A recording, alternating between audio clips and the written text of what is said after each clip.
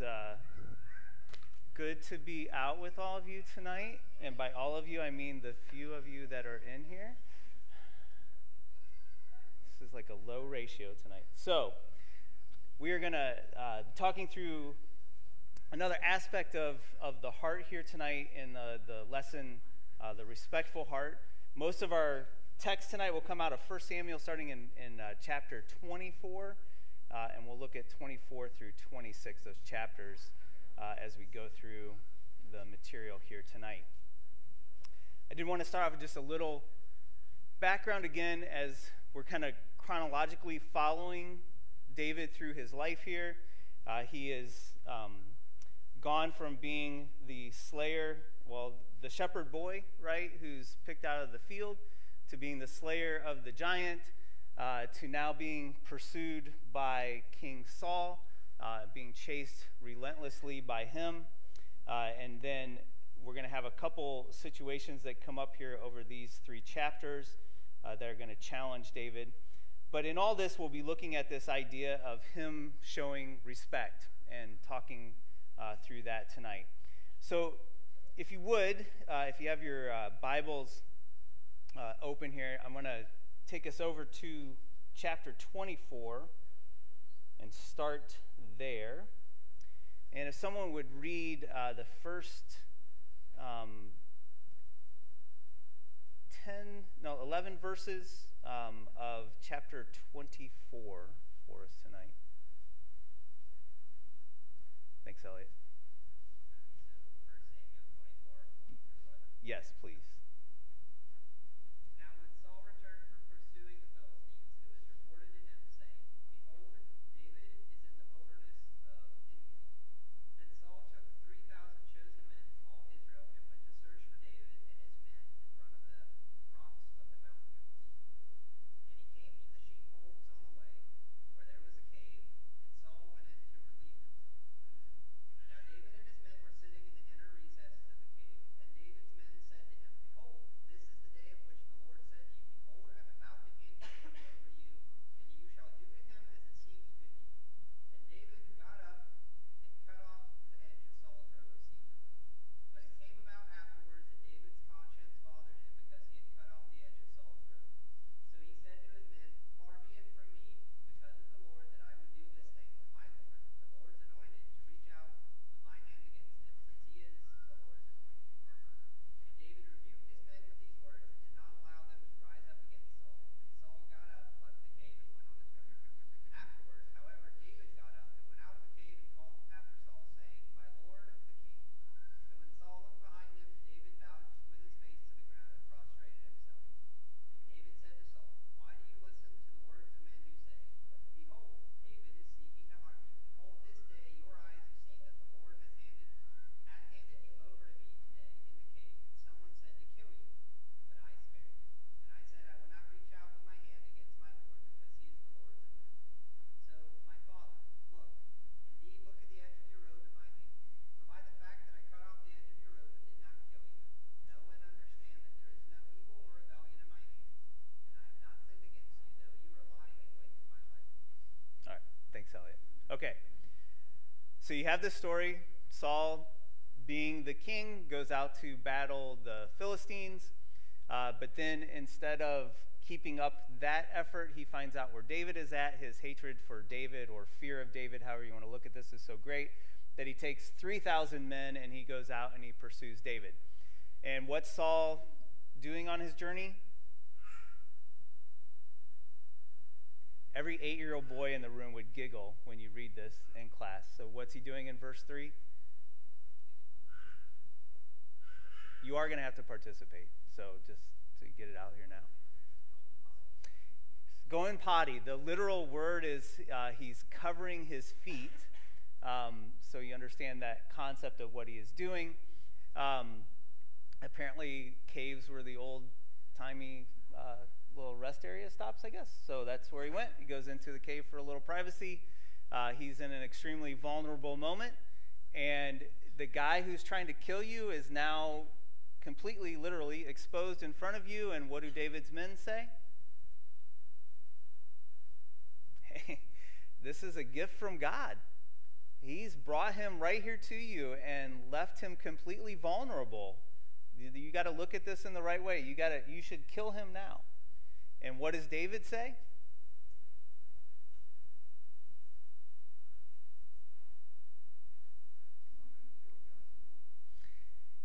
That is the key thing. Think about that relationship between Saul and David and his God. This is the guy who is trying to kill him. And I don't mean trying as in if he had his opportunity, he's going to do it. He took 3,000 men to come and pursue him. And he comes all the way out into the wilderness. I don't know where En-Gedi is, but the only thing that lives out there is wild goats. And he's pursuing this guy that much. But then David's relationship with God is so much stronger that he says, that's the one that God chose to be king. I'm not going to strike him. So the question is, as we talk about this, is how does David show respect?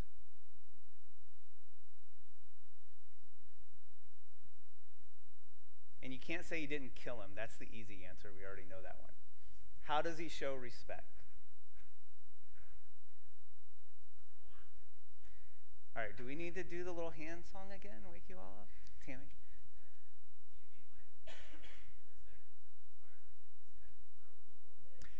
Well, we can talk about that piece. Was that respectful? It's better than what else he could have cut. Yeah.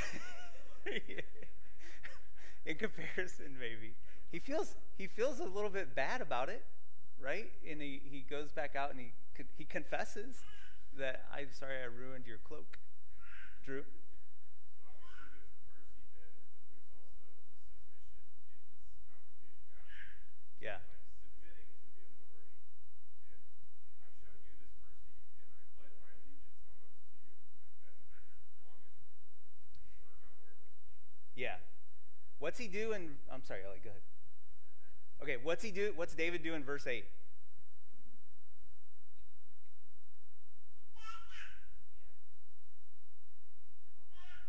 Huh? What? Yeah, in verse 8. And what's he do physically? Yeah. He bows down before him. All right, talk about the submission piece, the heart piece that is here. The guy who is going to kill him, pursuing him relentlessly, driving him out into the middle of nowhere.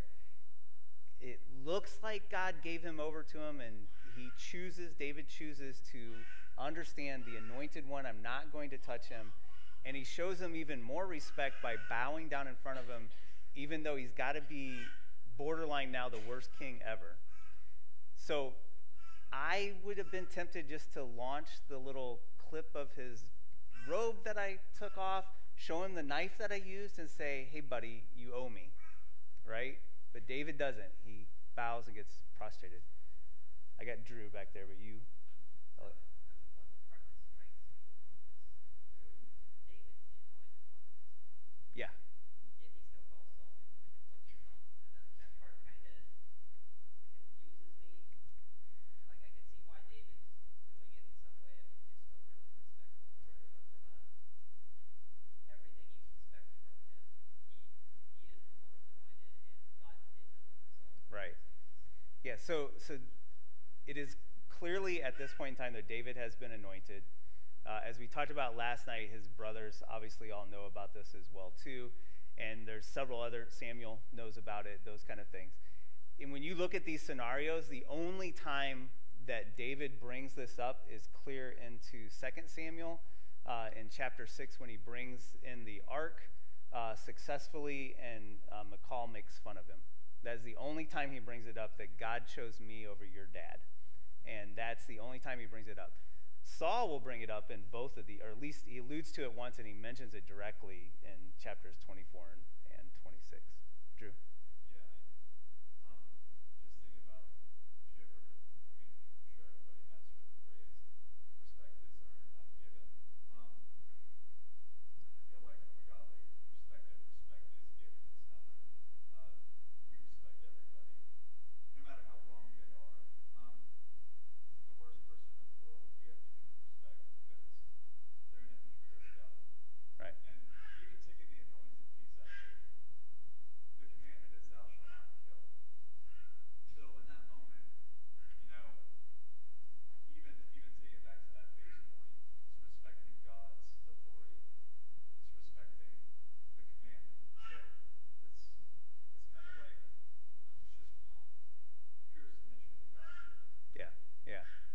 understands who his true king is, right? And he's showing respect to the earthly king because of that. Good point. Any other thoughts on this? Okay. Oh, sorry, Dan.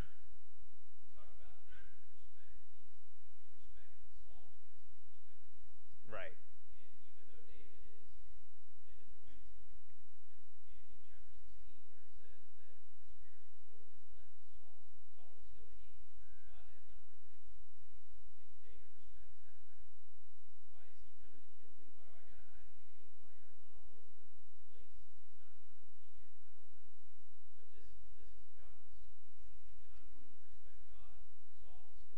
Right. It is interesting, too, just from I guess if you think of it from a perspective of just the world, right, that, again, his men are saying, now's the time, right? If I was sitting next to David, I could make the argument very clearly that God anointed you, he chose you, he's already withdrawn from Saul, and now he's giving Saul to you. Take it, right? And that is exactly the opposite of what God would have wanted. And David understands that very well. I want to look at a couple other pieces here, but I want you to keep in mind that idea of taking, and keep that in mind when we get to the application for ourselves here as well. So when you look at, as we go on down through this chapter here, so now starting in verse 12 here, or 11, you have this interaction between Saul and David. David gives a lot of dialogue here down through 16. When David had finished speaking these words, Saul said, "Is that your voice, my son David?" Which is, I find that humorous in many ways. He's right there in front of you. You should be able to see him. But again, whatever else is going on with Saul and the spirit piece, and he's in verse 17. What does he say to David? What's Saul say to David?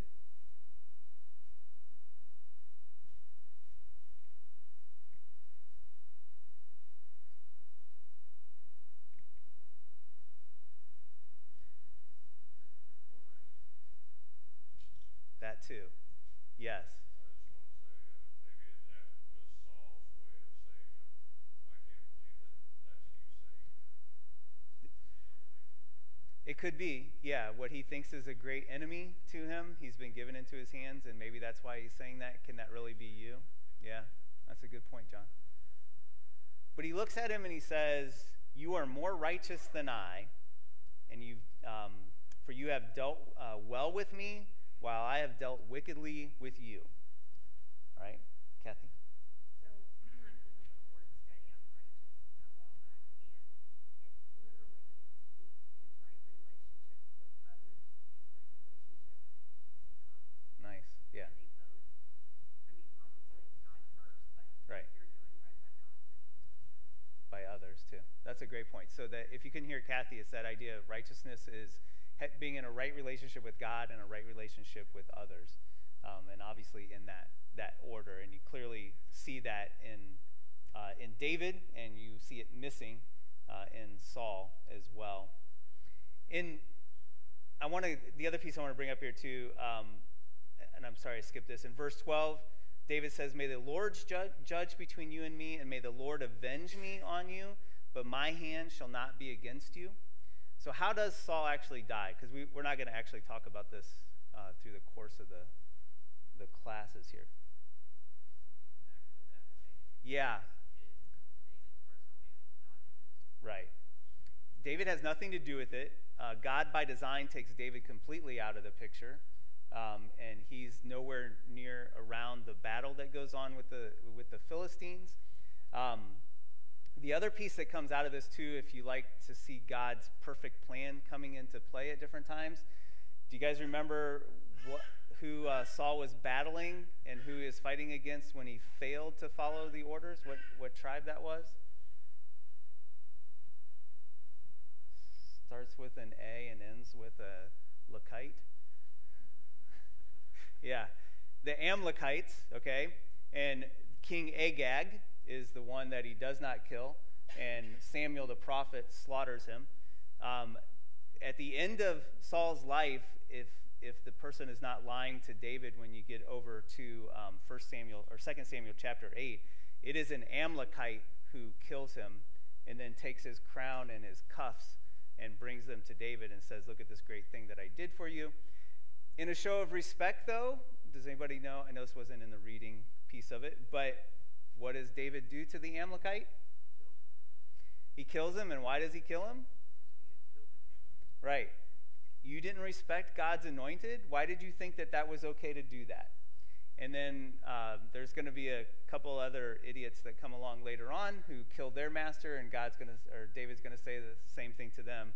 I killed this foreigner when he killed Saul, and you're going to die too because you thought it was okay to kill an innocent man while he was sleeping in his bed, right? And David just clearly follows that and that respect for God's design of things and adheres to it just throughout all these different pieces.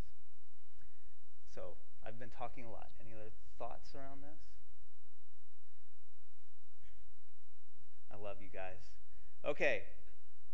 So it says, my hand won't be against you. Talks about the good that you have done to me. There are other components that go on with this thing. If you think about just through the life of David in different times, right, that this had to be hard on David. I don't care how great and how much his devotion is. He's leaning on God, don't get me wrong on this, but that had to be hard to keep dealing with this time and time again. So as we go through the rest of this next chapter here, I want to jump over to the chapter 25 and talk about this a little bit. So this is the story, starting in verse 2, this is the story of Nabal and Abigail. And I don't know, somebody familiar enough with the story to give a synopsis of this one?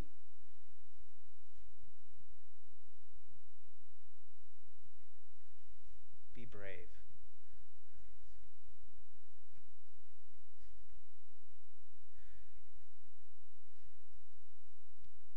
I'm older now. I'm very good with quiet, but this is going to get awkward for all of us. So someone give me a synopsis of this story.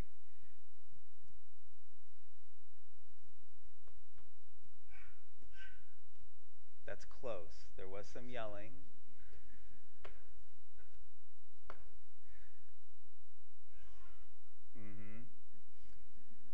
It's the best answer all night. That's great. Okay, what does Nabal mean?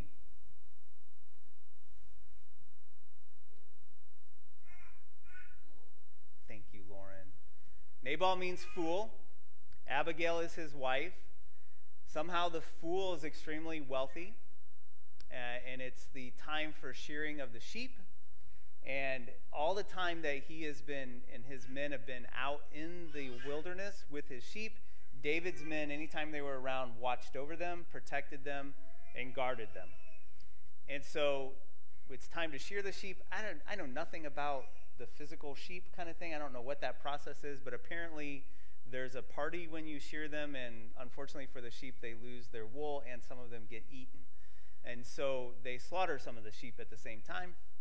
And so David sends men to say, hey, remember all those nice things that I did for you? I know things are going really great for you. Why don't you give me a little bit of mutton so my men can have some celebration too? And Nabal very wisely says, if someone can read, so you guys can become familiar with this story, in verse 10, someone read 10 through, or just 10 and 11. Tammy, thanks.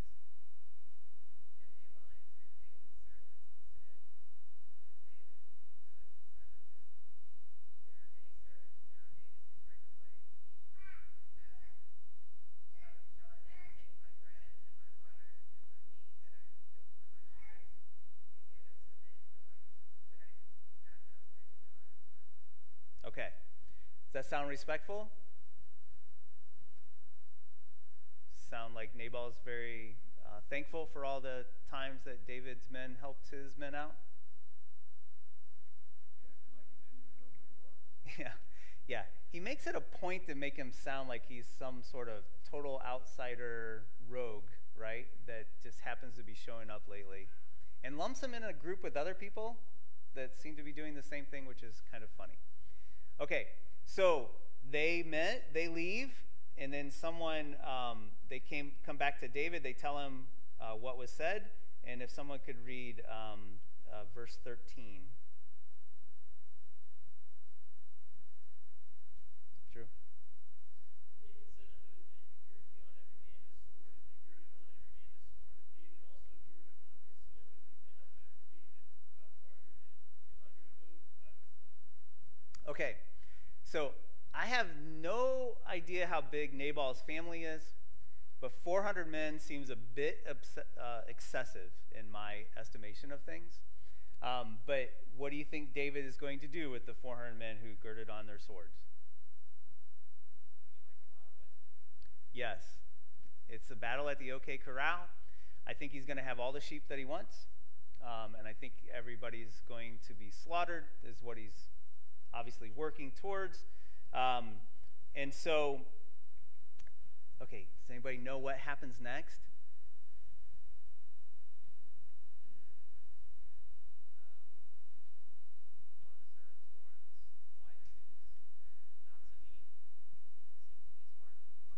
Right. Okay. So one of the men who was around when Nabal responds to David's men hurriedly goes to Abigail, his wife, and says, you know, he's a fool, and this is what the fool did. And so Abigail quickly gets some food together, and she hightails it down to head off what she knows is going to happen. Okay? Does Abigail know who David is? Yeah. She knows him quite well, actually, and knows quite a bit about him. This woman, in my opinion, is, number one, sent from God, and number two, just a brilliant woman, a God-fearing woman, in not so great of a situation with Nabal, but she shows a great deal of respect to Nabal, even through all of this. I think she could have went off and pleaded and said it wasn't all these people, it was just this guy, and he's really the cause of all the problem. But when she shows up and she gets down there, she gets down off of her donkey. In verse 23, she falls on her face before David, and she said, on me alone, my Lord, be the blame. Please let your maidservant speak to you. Think about that humility. Think about that respect for her husband, despite his poor choices and what she's trying to do here.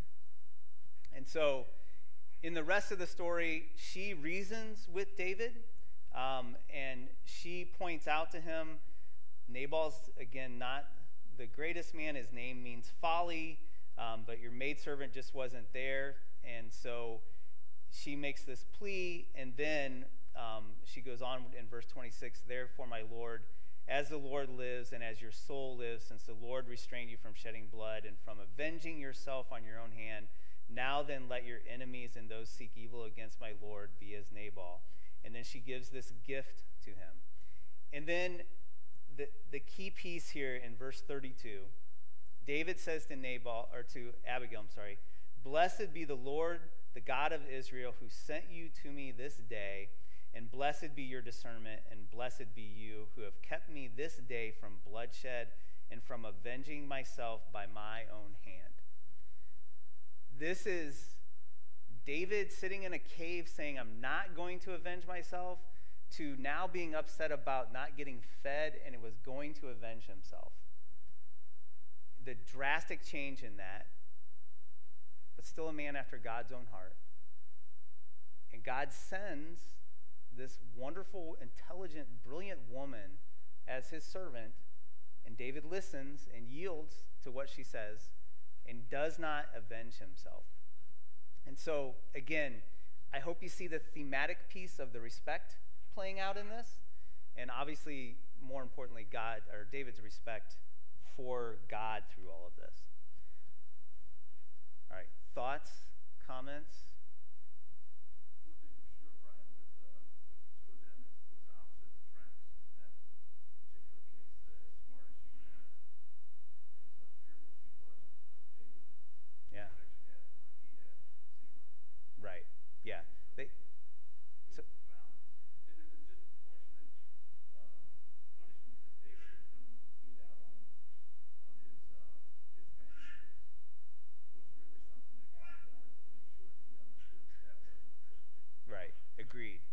think if you couldn't hear Randy completely, the lesson that God uses Abigail to teach David, I think is critical.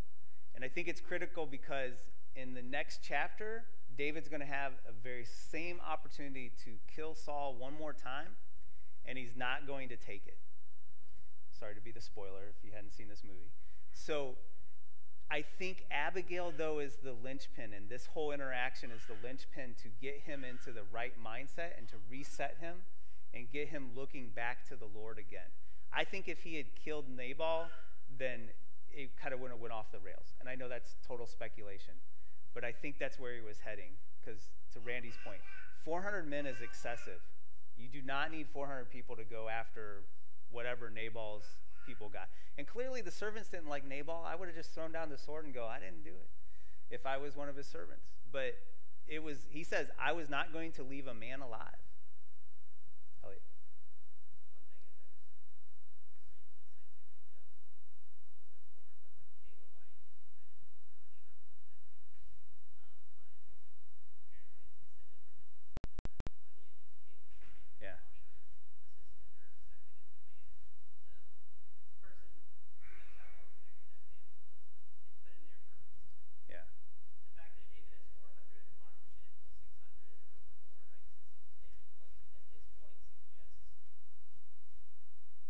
suggests people know who David is by first name. So the fact that it's not just he ignored the help, he also ignored and disrespected who David was. Right. So, interesting the juxtaposition with the Saul situation. Yes. Cool, but it also shows David's tempestuousness and his anger, but him also the human side of him. Yeah. Probably many of us do in here. Get angry and either you say some things or say, hey, I shouldn't have reacted in that way on a relatively frequent basis. Right. And beat yourself up for it afterwards. And yes, you should. And yes, we should do better. Right. And David, a man after God's own heart, had that same thing and was planning to do some pretty hardcore stuff, frankly, a massacre. Yeah. Yet the lesson in there is God sent him a sign and he listened. Right. Agreed. Okay. Before we get too far on this, what happens to Nabal? Yep. Has a stroke, he's paralyzed, and the Lord kills him 10 days later. And then Abigail becomes, after her time of mourning, she becomes his wife. So now, chapter 26, when, Salyers is texting me about the class while we're up here. Anyway, all right, so chapter 26, again, Saul is pursuing David. He's in the wilderness of Ziph in verse 2. Again, how many men does he take? These are the easy questions. 3,000 to go after David's possibly 600 men out in the middle of nowhere. And then Saul is camping this time, and there's going to be a similar situation that goes on here. So what happens this time between David and Saul? Yes, you're right.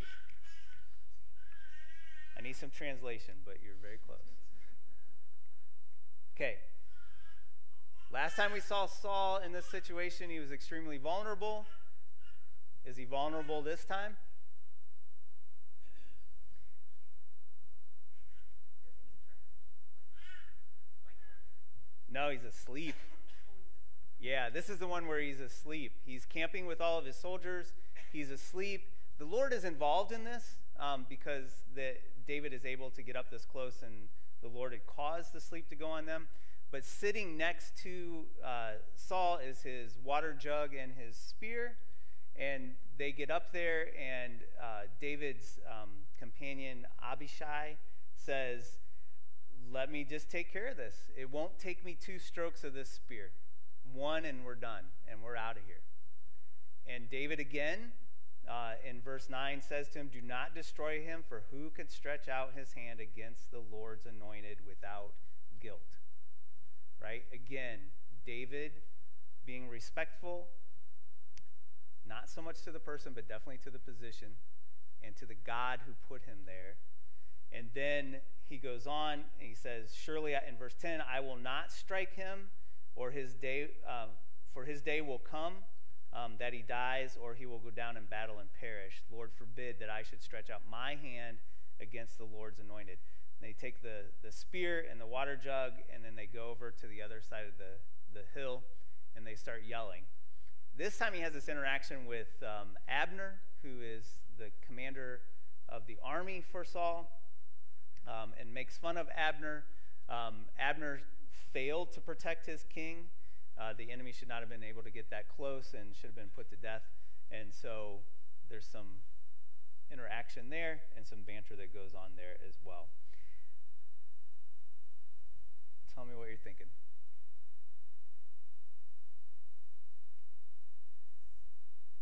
What would you have done?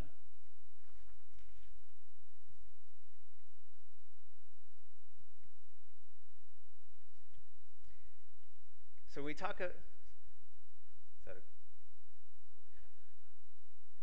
huh? Yeah. Yeah.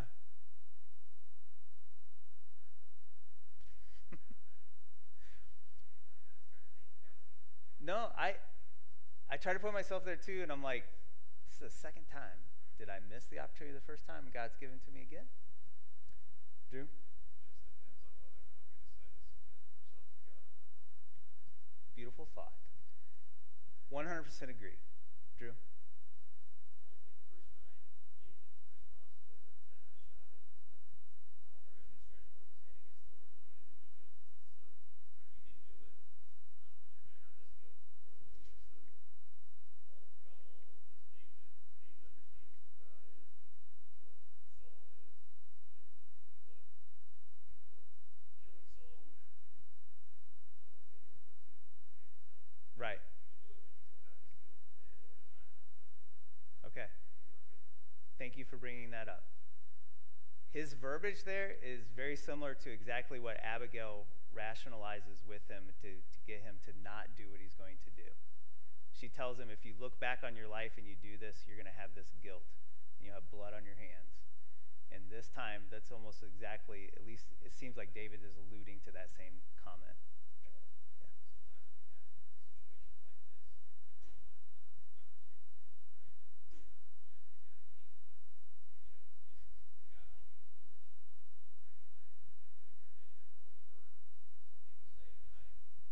say, and I do forget it, but it's important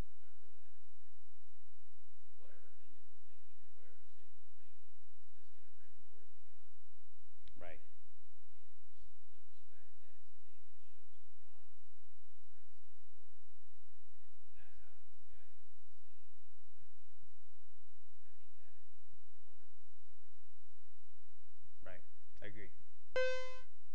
All right. So think about this as we've talked through the classes. How does Jesus show respect? Mark?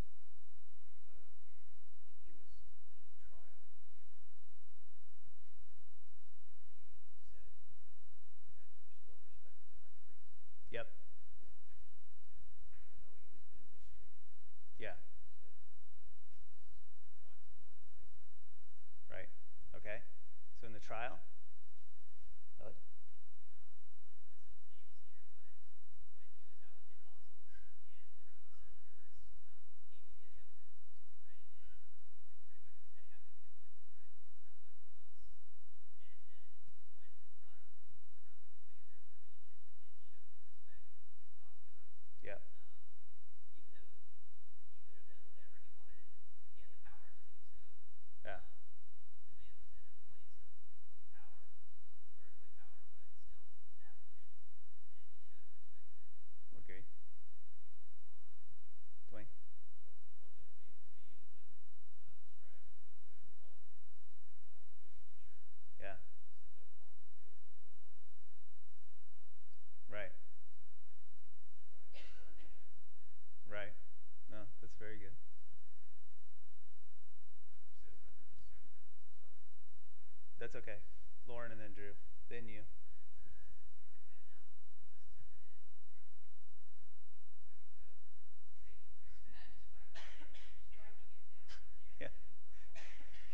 Good way. Yeah.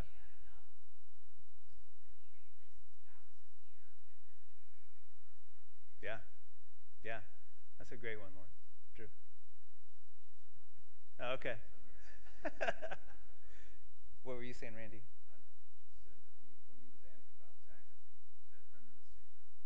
Yeah.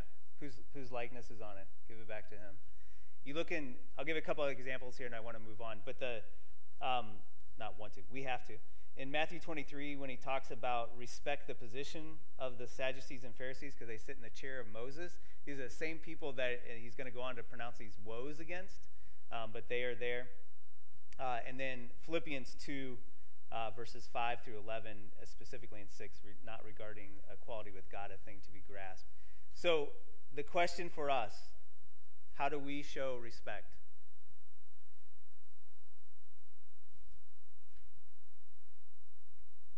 Drew?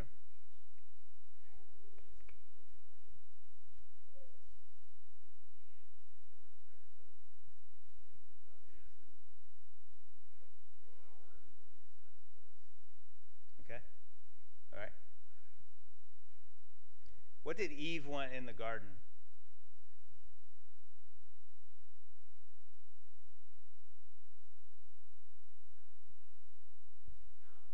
Knowledge. Satan says if you eat this, God knows that you'll be just like him. That is the same struggle we deal with as well, and not respecting that authority and that position when we go out beyond God's rule. That we want to be just like God, or we're saying we know better than God. And that same struggle is the same thing that we deal with now in our lives as well. Okay, I'll shut up. There's a big one in Romans. What's the other way we show respect?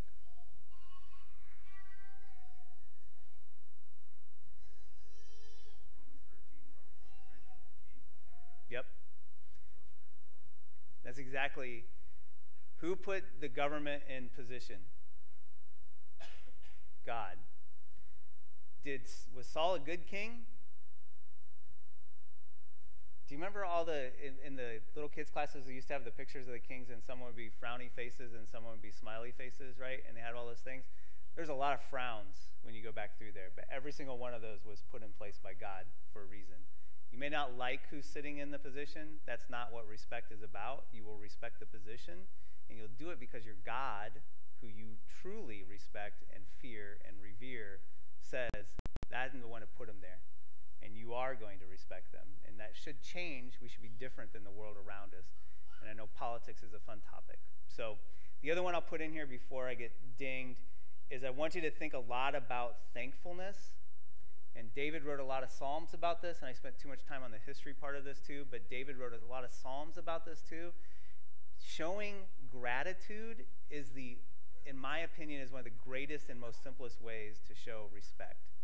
God giving us stuff, people sharing stuff with us, and showing that gratitude. So, go, Mike. Yeah, and it comes with being humble too. Good point. All right, thank you all very much. Lord willing, tomorrow night we'll be in 2 Samuel chapter 9.